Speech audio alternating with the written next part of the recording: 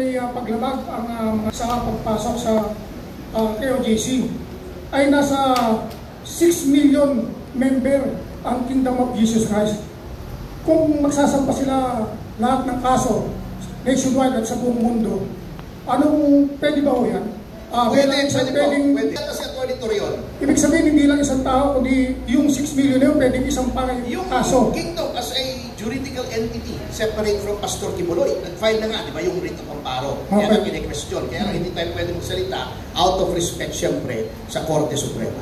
Pwede yun, pwede. Even internationally, sa United Nations Commission on Human Rights, pwede kang magsampa doon because according to the International Convention on Civil and Political Rights to which the Philippines is a signatory, individuals, private individuals, and non-state actors are also subjects and objects of international law.